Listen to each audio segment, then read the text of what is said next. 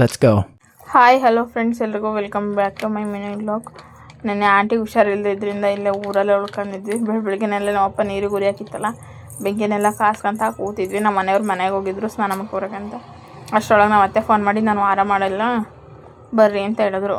ಅವರು ಬಂದ್ರೆ ನಮ್ಮ ಮನೆಯವರು, ಅದಕ್ಕೆ ನಾನು ಹಂಗೆ ಬರ್ತೀನಿ ನಡೀರಿ, ಇಲ್ಲೇ ಸ್ನಾನ ಮಾಡ್ಕೊಂತ ಕೂತ್ಕೊಂಡ್ರೆ ಆಗಲ್ಲ ಅಂತ ಹೇಳ್ಬಿಟ್ಟು ಅವ್ರ ಜೊತೆನೇ ಹೋಗಿ, ಇಲ್ಲಿ ಕೆಲಸ ಇರುತ್ತಲ್ಲ ಅದಕ್ಕೆ ಬಂದು ಮನೆಯಲ್ಲೆಲ್ಲ ಕಸ ಹೊಡೆದು ನೆಲ ಎಲ್ಲ ತೊಳೆದ್ಬಿಟ್ಟು ನಾನು ಸ್ನಾನ ಮಾಡ್ಕೊಂಡು ಅಂತ ಹೋಗಿ ಸ್ನಾನನೆಲ್ಲ ಮುಗಿಸ್ಕೊಂಡೆ. ಏಕೆಂದರೆ ದೇವ್ರ ಪಾತ್ರೆ ಎಲ್ಲ ಬೆಳಕವಿಕಿಟ್ಟು ದೇವ್ರ ಫೋಟೋಗಳನ್ನೆಲ್ಲ ಒರೆಸ್ಕೊಂಡು ಪೂಜೆ ಮಾಡೋ ಅಷ್ಟೊತ್ತಿಗೆ ಟೈಮ್ ಆಗಿಬಿಡುತ್ತೆ ಅಂತ ಹೇಳ್ಬಿಟ್ಟು ಬೇಗನೆ ದೇವ್ರ ಪಾತ್ರೆನೆಲ್ಲ ಬೆಳಕೊಂಡು ಧರ್ಮಸ್ಥಳಕ್ಕೆ ಹೋಗಿದ್ರಲ್ಲ ನಮ್ಮ ಮನೆಯವರು.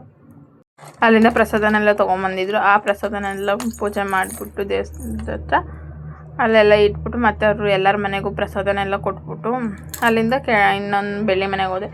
ಅವರು ದೋಸೆ ಹಾಕ್ಕೊಟ್ಟು ತಿಂತಾ ಕೂತಿದ್ದೆ. ನಮ್ಮ ಮನೆಯವ್ರು ಬಂದ್ರ, ಅದಕ್ಕೆ ಅಲ್ಲಿಂದನೇ ಮತ್ತೆ ದೋಸೆ ತಗೊಂಡು ನಮ್ಮ ಮನೆಗೆ ಬಂದೆ. ಯಾಕೆಂದರೆ ನಮ್ಮ ಮನೆಯವರು ತಿಂಡಿ ಮಾಡಿಲ್ಲ ಅಂತ ಹೇಳ್ಬಿಟ್ಟು ನನಗೆ ಅಂತ ತಿಂಡಿ ತೊಗೊಂಬಂದಿದ್ದಾರೆ. ಪೂರಿ ಮತ್ತು ಚಿತ್ರಾನ್ನ ತೊಗೊಂಬಂದಿದ್ರು. ಆಮೇಲೆ ನಾನು ಚಿತ್ರಾನ್ನ ಮತ್ತು ಪೂರಿ ಏನೂ ತಿನ್ನೋಕ್ಕಾಗಲಿಲ್ಲ, ಯಾಕೆಂದರೆ ದೋಸೆ ತಿನ್ನಲ್ಲ. ಅದಕ್ಕೆ ದೋಸೆ ಎಲ್ಲ ತಿಂದ್ಬಿಟ್ಟು ಹಂಗೆ ಎತ್ತಿಟ್ಟು ಹಿತ್ಲವರೆಕಾಯಿ ಬಿಟ್ಟಿದ್ದು, ಯಾಕೆಂದರೆ 3 ದಿವಸದಿಂದ ಊರಲ್ಲಿ ಇರಲಿಲ್ವಲ್ಲ.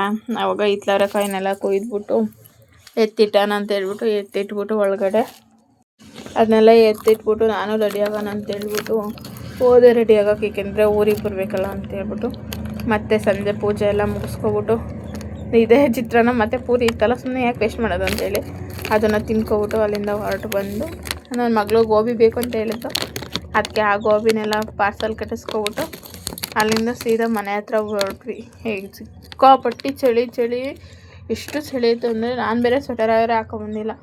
ಅದಕ್ಕೂ ಇರುವಾರಿ ಚಳಿ ಆಗ್ಬಿಟ್ಟಿತ್ತು. ಮನೆ ಹತ್ರ ಬಂದವರು ಗೋಬಿ ತಿಂದು ಮತ್ತೆ ಅಲ್ಲೇ ಊಟ ಎಲ್ಲ ಮುಗಿಸ್ಕೊಂಬಿಟ್ಟು ಸೀದಾ ಮನೆ ಹತ್ರ ಹೊರಟ್ವಿ. ಯಾಕೆಂದರೆ ಹೊಸ ಮನೆ ಹತ್ರ ಮಲ್ಕೊಳಕ್ಕೆ ಬೇಡ, ಊರಿಗೆ ಹೋಗೋಣ ಅಂತ ಅಂದ್ಲು ನಮ್ಮ ಪಾಪ. ಅದಕ್ಕೆ ನನ್ನ ತಮ್ಮ ಹೊರಟಿದ್ದ ಅಂತ, ಅದಕ್ಕೆ ಅವನ ಜೊತೆನೇ ನಾವು ಹೊರಟ್ಬಿಟ್ಟು ಊರಿಗೆ ಹೋಗ್ಬಿಟ್ಟು ಅಲ್ಲೇ ಮಲ್ಕೊಂಡ್ವಿ. ಇಷ್ಟ ಆಗಿತ್ತು ಇವತ್ತಿನ ವ್ಲಾಗ್. ಜೈ ಆಂಜನೇಯ.